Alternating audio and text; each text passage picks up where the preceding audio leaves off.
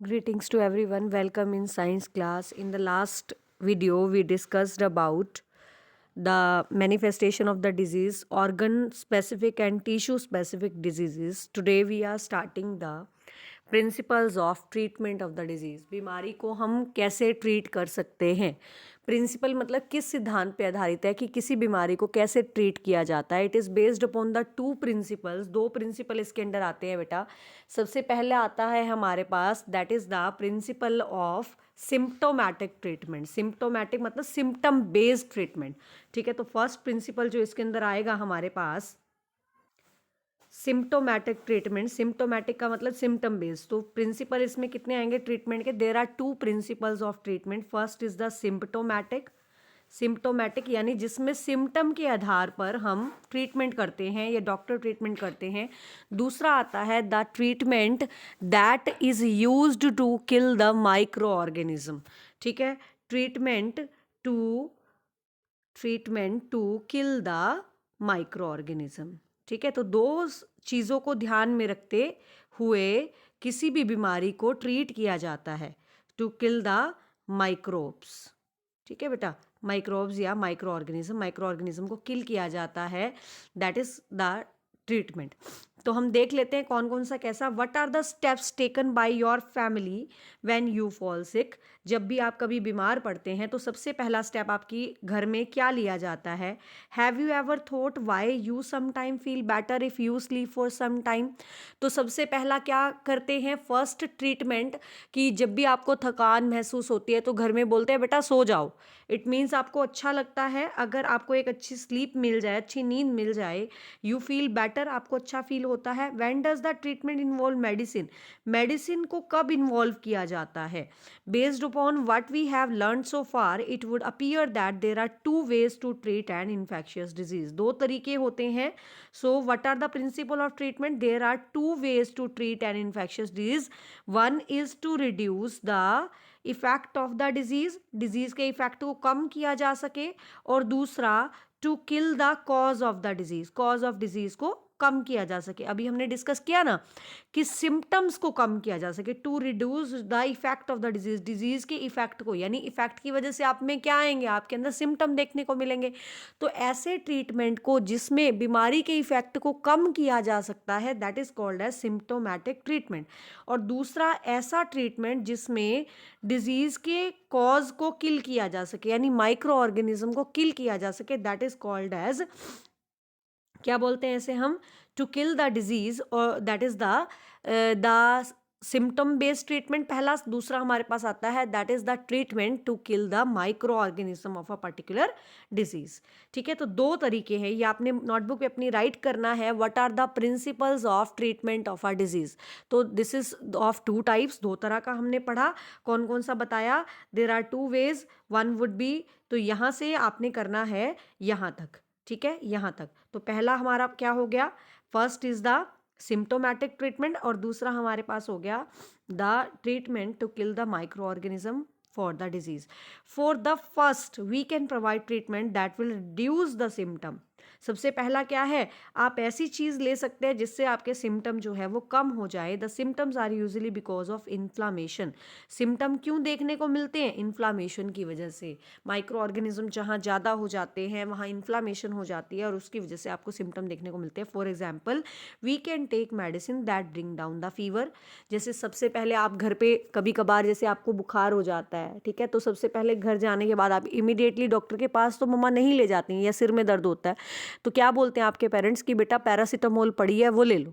Paracetamol क्या करती है? Paracetamol is antipyretic. Antipyretic means जो फीवर को लोअर डाउन करती है। ठीक है, तो that bring down the fever. आप फीवर को कम कर सकते हैं। रिड्यूस पेन, या आपकी बॉडी में कहीं दर्द है तो उसके लिए आप पेन किलर खाते हैं, या लूज मोशन को कम करने के लिए आप सिम्टम बेस्ड ट्रीटमेंट लेते हैं। पहले फाइंड नहीं करते कि कौन सी बीमारी है, सबसे पहले तो सिम्टम बेस्ड ट्रीटमेंट किया जाता है। ठीक है, we can take bed rest. दूसरा हम रेस्ट भी कर सकते हैं so that we can conserve our energy, ताकि हम अपनी एनर्जी को सेव कर सकें, जो फर्दर हमें और नुकसान ना करे। ठीक है, तो this is a symptom based treatment. Symptom based treatment में we can lower down the fever by taking any antipyretic, और दूसरा हम क्या कर सकते हैं, we can take bed rest to conserve our energy. पहला हो गया हमारे पास। इससे क्या होगा, इसका बेनिफिट क्या होगा, this will enable us to more of it available to focus on healing. इससे हमारी बॉडी में अगर कोई परेशानी है उसको हील किया जा सकता है, ठीक है। But this kind of symptom directed treatment by itself will not make the infecting microbe go away. इससे आपको रिलैक्स तो ज़रूर मिलेगा, लेकिन आपकी बॉडी में वो इन्फेक्शन दोबारा लौट के आ सकता है, क्योंकि इससे माइक्रो ऑर्गेनिज्म या बैक्टीरिया या वायरस जो भी आपकी बॉडी में एंटर कर गया है वो किल नहीं होगा, ठीक है। सो क्या होगा, the infecting microbe go away and the disease will not be cure. Disease ठीक नहीं हो सकती है। For that we need to able to kill off the microbes. अगर हमने डिजीज को भगाना है तो सेकेंड ट्रीटमेंट हमें यूज करना पड़ेगा, and the second treatment is the treatment that is use to kill the microorganism of a particular disease. How do we kill the microbes, कैसे हम किल कर सकते हैं? सबसे पहला हम यूज कर सकते हैं कोई मेडिसिन जो माइक्रोब्स को किल कर सके, ठीक है। जैसे हमने पढ़ा था एंटीबायोटिक्स के बारे में। क्या पढ़ा था हमने? एंटीबायोटिक्स के बारे में हमने पढ़ा था कि वो मेडिसिन हम ले सकते हैं, we can use the antibiotics और other medicine to kill the microorganisms, ठीक है बेटा। सो हमारी बॉडी में कितने टाइप के बैक्टीरिया या वायरस या माइक्रो ऑर्गेनिज्म हो सकते हैं? 4 तरह के बेटा हमने पढ़े थे, वायरस, बैक्टीरिया, फंगस या protozoa. Each of these groups of organisms will have some essential biochemical life process. इन सबका अपना अपना लाइफ प्रोसेस होता है which is peculiar to that group and not shared with the other group. ये एक ही तरह के माइक्रो ऑर्गेनिज्म को किल करने में यूज़ किया जाता है, एक पर्टिकुलर मेडिसिन, ठीक है। दूसरे टाइप के माइक्रो ऑर्गेनिज्म के लिए ये काम नहीं करते हैं। दीज प्रोसेसेस में be pathway for the synthesis of a new substance और रेस्पिरेशन, ठीक है। ये सारी प्रोसेसेस यूज़ करते हैं, ठीक है, जो जिससे नया सब्सटेंस बनता है, ये अपने रेस्पिरेशन के लिए यूज़ करते हैं। These pathways will not be used by the either. ये हर कोई नहीं यूज़ कर सकता। फॉर एग्जांपल हमारी सेल्स जो है वो नया सब्सटेंस बनाती है by mechanism different from that used by bacteria. Bacteria अलग मैकेनिज्म से नया सब्सटेंस बनाता है, हमारी बॉडी में अलग मैकेनिज्म होता है। So we have to find out a drug that block the. तो फर्स्ट हमारे पास सेकेंड टाइप ऑफ ट्रीटमेंट हमारा है जिसको हम क्या बोलते हैं, that is the to kill the microorganism. तो उसके लिए we have to find drug, एक ऐसी मेडिसिन हमें लेनी होगी that block the bacterial synthesis या माइक्रो ऑर्गेनिज्म के सिंथेसिस को ब्लॉक कर सके विदाउट अफेक्टिंग आवर ओन। हमारी बॉडी को अफेक्ट किए बिना हम इसमें बैक्टीरियल सिंथेसिस, बैक्टीरिया को किल करने वाले माइक्रो मेडिसिन का यूज़ कर सकते हैं, ठीक है। And that is the use of antibiotic, जिसमें हम एंटीबायोटिक यूज़ कर सकते हैं, ठीक है। इसी तरह से कुछ और मेडिसिन भी यूज़ कर सकते हैं। अगर हमारी बॉडी में प्रोटोजोआ वाली कोई डिजीज़ है तो प्रोटोजोआ को किल करने के लिए हम अलग तरह की मेडिसिन यूज़ कर सकते हैं। Now one reason why making antiviral medicine is harder than making antibacterial medicine is that viruses have few chemical pathway of their own. हमने ये भी पढ़ा है कि एंटीवायरल जो मेडिसिन है वो बहुत मुश्किल होती हैं बनानी। क्यों बनानी मुश्किल होती हैं बजाय किसके? एंटीबैक्टीरियल मेडिसिन की। इंपॉर्टेंट क्वेश्चन है बेटा, पहले भी मैंने आपको राइट कराया है। Why it is not easy to prepare the antiviral drug as compare to antibacterial. Antiviral drugs को बनाना मुश्किल क्यों होता है बजाय एंटीबैक्टीरियल ड्रग्स के? क्योंकि वायरसेस का अपना कोई पाथवे नहीं है, बायोकेमिकल पाथवे नहीं है। वो तो जिस सेल में जाएंगे उसी का बायोकेमिकल पाथवे अडॉप्ट कर लेते हैं। तो उनका अपना कोई बायोकेमिकल पाथवे नहीं है, उनका कोई सेलुलर स्ट्रक्चर नहीं है। इस वजह से वो जिस सेल में जाते हैं उसी में तोड़फोड़ करते हैं और उसी की सेल्स से अपना नंबर इंक्रीज करते हैं और बाहर उसको तोड़ के निकलते हैं, ठीक है। तो उनका अपना कोई मेटाबॉलिक पाथवे नहीं है, उनका कोई बायोकेमिकल पाथवे नहीं है। So it is not easy to make the drug against viruses. और वो क्या करते हैं? They enter our cells and use our machinery for their life process. अपनी लाइफ प्रोसेस के लिए हमारी सेल में एंटर करके अपना खुद का नंबर इंक्रीज करते हैं। This means that there are relatively few virus specific target to aim at. इसका मतलब वायरस को टारगेट करने वाले स्पेसिफिक साइट बहुत कम होती हैं। And despite this limitation there are now effective antiviral drugs, ठीक है। तो इन लिमिटेशंस की वजह से अब इतनी ज़्यादा एंटीवायरल ड्रग्स बनानी मुश्किल हैं। For example the drugs that keep HIV infection under control, ठीक है। सिर्फ वो भी दवाई बनी है HIV को कंट्रोल करने वाली, कंट्रोल कर सकती है HIV के वायरस को लेकिन किल नहीं कर सकती है, ठीक है, ये तो था हमारा प्रिंसिपल ऑफ ट्रीटमेंट। क्या था प्रिंसिपल ऑफ ट्रीटमेंट? हमने पढ़ा कि प्रिंसिपल ऑफ ट्रीटमेंट जो है वो दो कैटेगरी में हम डिवाइड करते हैं। कौन कौन सी दो कैटेगरी में हम डिवाइड करते हैं? पहला, फर्स्ट हमने किया सिम्पटम बेस्ड ट्रीटमेंट, ठीक है, सिम्टोमेटिक ट्रीटमेंट जो लोअर डाउन करते हैं सिम्टम को, ठीक है। दूसरा हमने करा, सेकंड इज द हमारे पास आया, सेकंड इज द सिम्टोमेटिक, दूसरा the drugs, the medicine to kill the disease, यानी कि use of antibiotics, medicine to kill the cause of disease, kill the cause of disease, ठीक है। तो ये हमने राइट करना है अपनी नोटबुक पे, बहुत इंपॉर्टेंट क्वेश्चन है, ठीक है। और उसके बाद एंटीवायरल ड्रग्स बनाना मुश्किल क्यों, ये मैंने पहले ही आपको राइट करा दिया था। नेक्स्ट हमारे पास आता है प्रिंसिपल ऑफ प्रिवेंशन।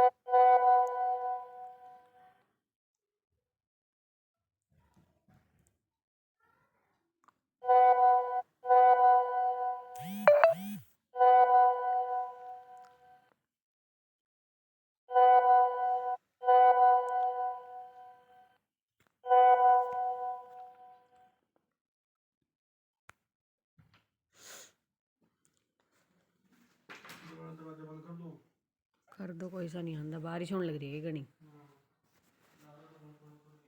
रहन दो परे, क्या नाम है, बाड़ा भी नहीं आते।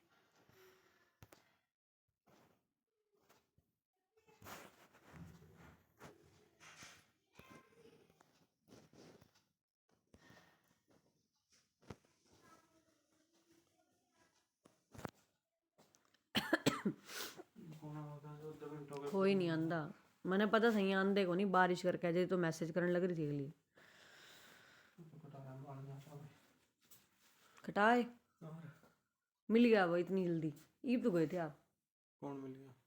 नाई दुनिया में ना हटे को जरूरी रेट पे जाना और खाली जो से खोल दूंगा तो। अच्छा चलो 5 मिनट और लाने, मैंने फटाफट वीडियो पाऊँ मैं।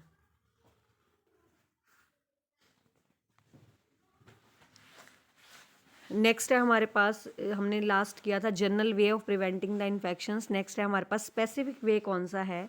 दे relate to the peculiar property of the immune system. पहला हमने जनरल किया कि इन्फेक्शियस एजेंट के कांटेक्ट में मत आओ। उसके लिए हम क्या कर सकते हैं? उसके लिए हम पहला तो हमने किया था कि इन्फेक्टेड एरिया में मत जाओ, एयरबोर्न है तो एयरबोर्न वाले एरिया में मत जाओ, इन्फेक्टेड पर्सन से दूर रहो, क्राउडेड एरिया में मत जाओ। दूसरा हमने वाटर बोर्न के लिए इन्फेक्टेड डिसइंफेक्ट करके पानी को पियो। अगर वेक्टर बोर्न है तो मच्छर मक्खी से दूर रहो या अपने आसपास जो गंदगी इकट्ठी ना होने दो, पानी इकट्ठा ना होने दो। दूसरा हमने किया था कि इसमें हम प्रॉपर बेड रेस्ट ले सकते हैं, रेस्ट कर सकते हैं, या फिर हम अच्छी डाइट ले सकते हैं ताकि हम अपने इम्यून सिस्टम को बूस्ट कर सकें। थर्ड हमारे पास आता है that is a specific way of the treatment. Specific treatment कौन सा? स्पेसिफिक प्रिंसिपल ऑफ प्रिवेंशन क्या है? Specific is the that is related to the peculiar property of immune system that usually fight off the microbial infection. Microbial infection को से बचने के लिए एक पर्टिकुलर प्रॉपर्टीज वाली हम कुछ ऐसी चीज़ें ले सकते हैं। वो क्या ले सकते हैं हम? We can take the vaccine. क्या ले सकते हैं हम? वैक्सीन। ठीक है। So second method of prevention, जो हमारा स्पेसिफिक मेथड ऑफ प्रिवेंशन है, we can take the vaccination against a particular disease. किसी पर्टिकुलर बीमारी अगर हमारे आसपास कुछ चली है तो उसके अगेंस्ट हम वैक्सीन ले सकते हैं। और vaccination that act as the general method of prevention of disease. ये हमारे को बीमारी से बचने में हेल्प करेगा। ठीक है। So these days there is no smallpox anywhere in the world. पूरी दुनिया में स्मॉल पॉक्स अब नहीं होता। क्यों नहीं होता? As recently as the 100 years ago the smallpox epidemics were not at all uncommon. Smallpox एक एपिडेमिक, एपिडेमिक मतलब जानलेवा बीमारी की तरह हुआ करता था बहुत साल पहले, मतलब hundreds of years पहले। in such an epidemic people used to be very afraid of coming near someone suffering from disease। इस टाइम पे अगर कि महामारी जब फैल जाती थी, ऐसी महामारी जिसमें लोग मरने के लिए उस पे कगार पे आ जाते थे, तो लोग एक दूसरे के कांटेक्ट में आना पसंद नहीं करते थे ताकि उनको आपस में बीमारी ना हो। However there were one group of the people who did not have this fear. वहाँ पे उस टाइम पे कुछ लोगों के अंदर कुछ लोगों का ऐसा ग्रुप भी था जिनके अंदर बीमारी होने का डर नहीं था। And these people would provide nursing care for the victims of the small pox. और ये क्या करते थे? स्मॉल पॉक्स से बीमार लोगों की सेवा किया करते हैं। And this was a group of people who had small pox earlier and survived it although with a lot of scarring. ठीक है। तो ये वहाँ पर एक ऐसा ग्रुप था जिनको स्मॉल पॉक्स थी, पहले थी, ठीक है, जिन्होंने सरवाइव किया और बाद में वो उनके अंदर से वो डर चला गया। And if you had smallpox once there were no chance of suffering it again. अगर एक पर्सन को एक बार स्मॉल पॉक्स हो जाता था तो वो दोबारा उससे सफ़र नहीं करता था। सो हैविंग द डिजीज़, इसका मतलब ऐसी बीमारी होना क्या था? Was a means of preventing subsequent attack of same disease. उस बीमारी का दोबारा अटैक नहीं हो सकता। ऐसा क्यों हुआ? This happens because when the immune system first sees an infection. जब एक बार इम्यून सिस्टम एक इन्फेक्शियस माइक्रो ऑर्गेनिज्म को देखता है, इट रिस्पॉन्ड अगेंस्ट इट। ये रिस्पॉन्ड करता है एंड देन रिमेंबर इट, और इसको याद रखता है specifically. So the next time जब दूसरी बार वो पर्टिकुलर माइक्रो ऑर्गेनिज्म बॉडी में एंटर करता है, it's close relatives enter the body. या तो वो पर्टिकुलर माइक्रो ऑर्गेनिज्म जाता है या उसके जैसे माइक्रो ऑर्गेनिज्म बॉडी में जाते हैं, इम्यून सिस्टम उसके अगेंस्ट रिस्पॉन्ड करता है और ज़्यादा विग्रसली उसको किल करने के लिए। ठीक है। तो इसको क्या बोलते हैं? This is called as secondary. हमारा जो इम्यून सिस्टम है, सेकेंडरी हमारा ट्रीटमेंट है, बॉडी अपने आप से याद रखती है, सेकेंडरी एंटीबॉडी बनाती है।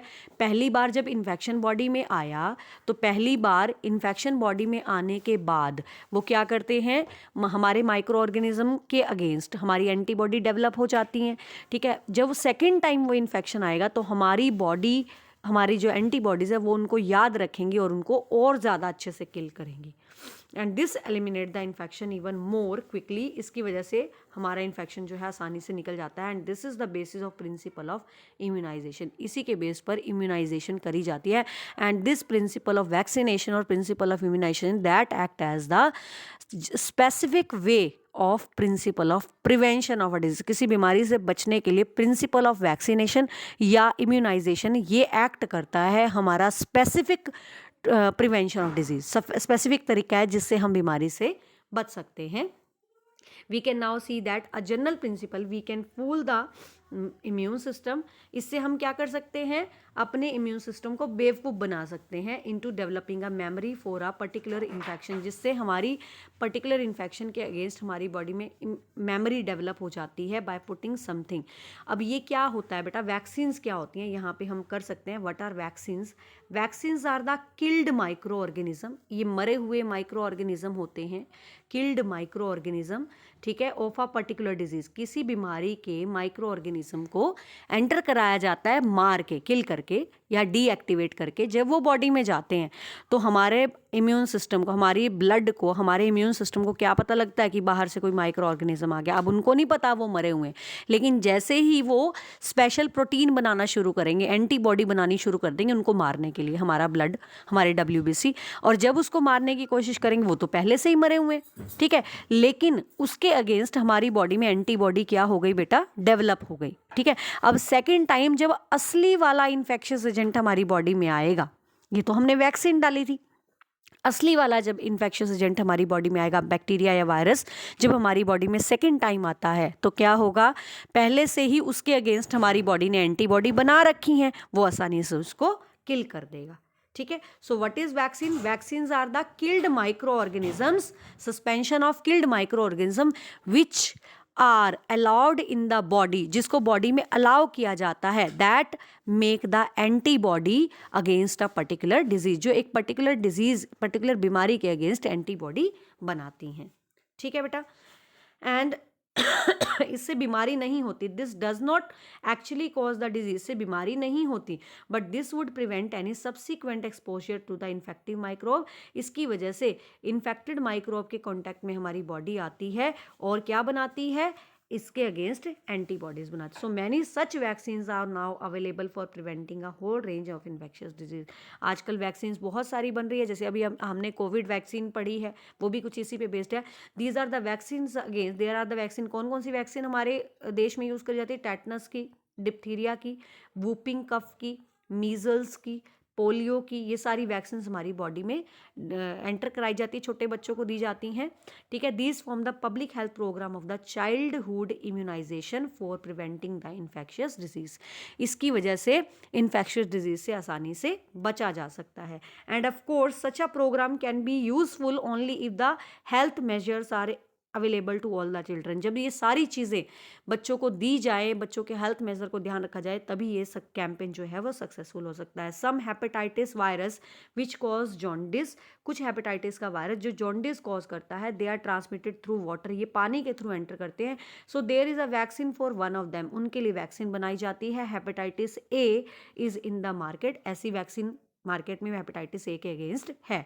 But the majority of children in many parts of India are already immune to the hepatitis. कुछ लोग जो हैं वो हेपेटाइटिस के अगेंस्ट, कुछ बच्चे जो हैं वो पहले से ही इम्यून सिस्टम उनका डेवलप हो चुका है। 5 साल की एज तक हमारा इम्यून सिस्टम अच्छे से डेवलप नहीं होता, तो 5 साल तक सभी वैक्सीन दी जाती हैं, एंड उसके बाद फिर बाद में डेवलप होता है। And this is because they are expose to the virus. असली में अगर वो वायरस के कॉन्टैक्ट में आ जाते हैं और वो बच जाते हैं तो उनके अंदर एंटीबॉडी डेवलप हो जाती हैं, ठीक है। तो हम करेंगे इतना ही, नेक्स्ट हम करेंगे नेक्स्ट लेक्चर में। Till then have a nice day.